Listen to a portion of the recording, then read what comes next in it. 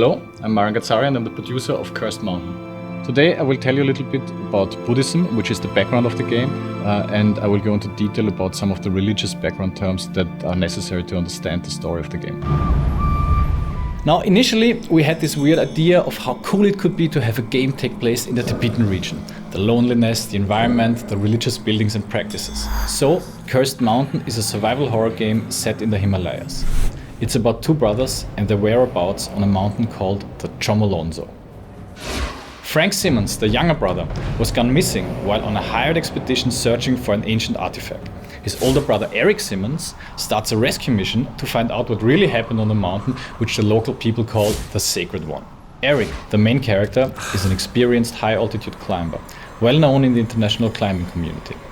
He cares a lot for his younger brother Frank, also a climber, and has deep concerns about his overambitious, high-risk-taking nature. Somehow, Eric always knew his brother would get into trouble one day, and sure enough, on a particularly difficult route that has never been successfully completed, his brother was lost. Now, as a studio, we believe in introducing new and rich settings to the gamers. Doing so, we spend a lot of time in pre-production, researching the background story for all of our games. These real-world facts enrich the game experience, offering a more intense atmosphere to the player. Buddhism was founded about 1500 years ago by Siddhartha Gautama. He left his students information about the religion and daily routines in time capsules, the so-called termas. A terma is a key piece of wisdom that was written down in ancient times and magically hidden until such future time as the wisdom is needed. Only then does the terma come again into the light.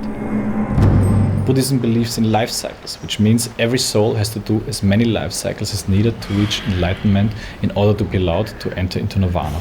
The information about the exact location of these termas was taught to Siddhartha's disciples in a way that they can find them again after a certain number of life iterations. At this time, chosen people start to have visions about these termas and search for them. And every 150 to 200 years, these termas are actually found in that region in real life. The inspiration for Cursed Mountain is the idea about a situation where a non-chosen and unholy person finds such a terma and uses it in a way not meant to. Another important term in Buddhism and Cursed Mountain is the bardo.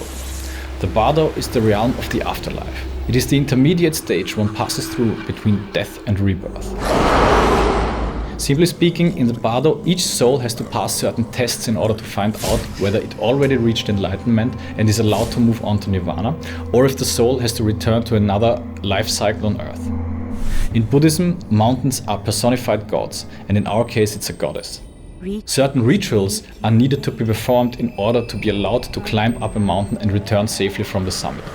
A very well-known ritual includes a pilgrim's path around the mountain that has to be performed 13 times before the person has sufficiently pleased the gods. The usage of such rituals is part of Cursed Mountains, but they are not performed in a proper way in our game. That's the reason why our goddess gets very upset and spreads a curse over the region. The curse affects the process of life cycles. The dead souls are stuck in the bardo and they cannot move on to nirvana or back to another life iteration.